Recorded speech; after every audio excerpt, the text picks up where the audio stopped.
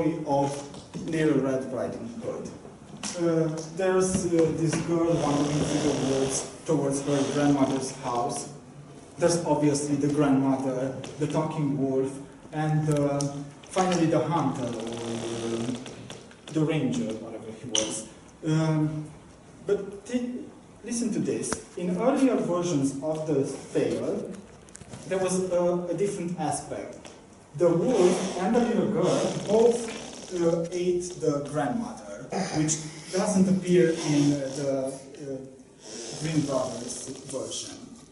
And I think I know why. But by explaining this, I have to tell a totally different story. A couple of years ago, a group of overly concerned parents took a look at these cartoons and they found something really totally wrong with it, and they helped me to express it. And while I was researching this, I found a really interesting article that shows just how angry they were. These parents considered that Winnie the Pooh was gay, and he was basically having gay cartoon sex with the rest of the characters. Let me read you from the article. For those who do not know, Winnie the Pooh is the story of a homosexual bear who lives in a forest of England named 100-acre woods. The article continues to explain how every character in the cartoon is basically a typology of a gay stereotype that they understand or whatever. And further on, it ends this way. These gay predators, referring to the people who wrote the book, are making this filth and putting it in a book, selling their t-shirts in Walmart, supermarket, and making our children dig into the, and this is my favorite part, the honeypots of homosexuality. Yeah. I think that the main concern here is that they are sexualizing everything, sexualizing a cartoon just for the sake of maybe they are children, but I honestly don't think that there's any reason to worry. Just consider the kinds of cartoons that were on when we were growing up. For instance, there was this cartoon, Cow and Chicken, which had just a couple of characters. There were the two animal brothers, the cow and the chicken. There was the devil, and I have no idea how to use this. There are the parents whose bodies are trimmed down, are trimmed from the waist down. So I would suppose that these kinds of cartoons would be considered more dangerous to children than Winnie the Pooh, but that wasn't the case, at least for those parents. Furthermore, the cow was constantly playing with herself, and I remember one episode that I found really over the top, in which the cow brushed her teeth with her brother. But I believe that this cartoon actually has a life lesson for children, that people come in different sizes and shapes, and we have to at least acknowledge, if not accept, this. There was also this cartoon Discurs done by Tim Burton, in which a really peculiar old, or at least adult, has a friend relationship with a teenage girl.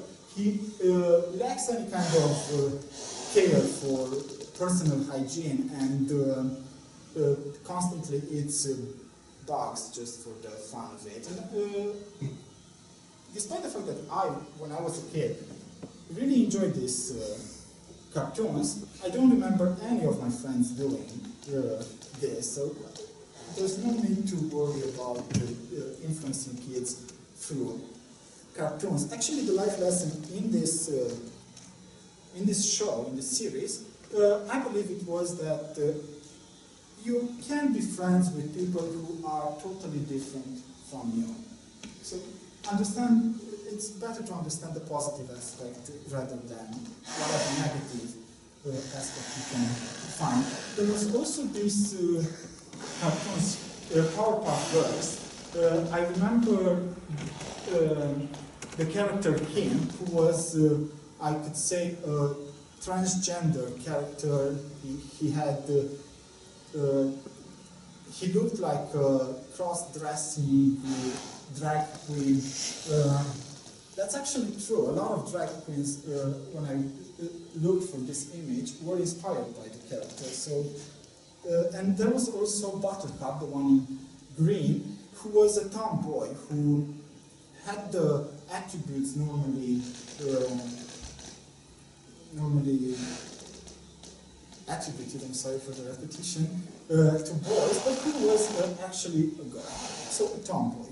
The lesson is that there are different types of people in the world, and despite the fact that we might feel afraid of them because their difference scares us, there is nothing wrong with it, so we should accept.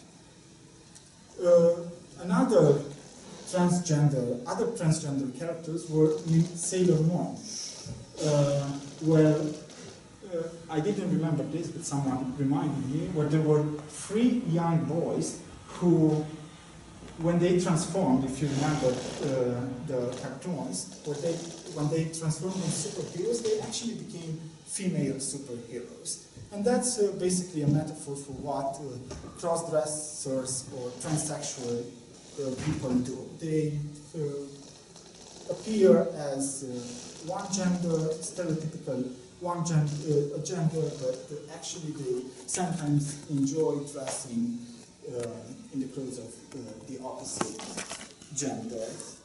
And what I remember about this one, now that someone reminded me, is that they were regarded with normality, as normal in the cartoons. And honestly, the fact that I don't even remember this thing shows that there's little, if any, influence. And the lesson would be social acceptance here. Okay. Next, there was courage, the cowardly dog. I'm going to start with the life lesson here. 30 seconds. The life lesson here. The life lesson is that no matter how scared you are of doing something, you should always try to do that if it means protecting the ones you love. And to keep it really, really short, I have to say that kids nowadays are not as lucky as we were. We had these really weird and complex shows on TV dedicated to kids. They also have a couple of them.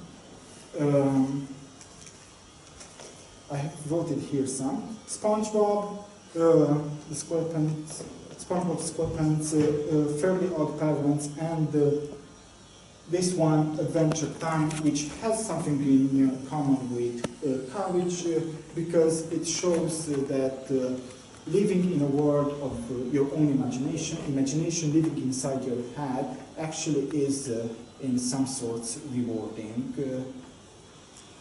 I guess that basically that's what the parents did. They lived in their own heads when they expressed their concern regarding Winnie the Pooh.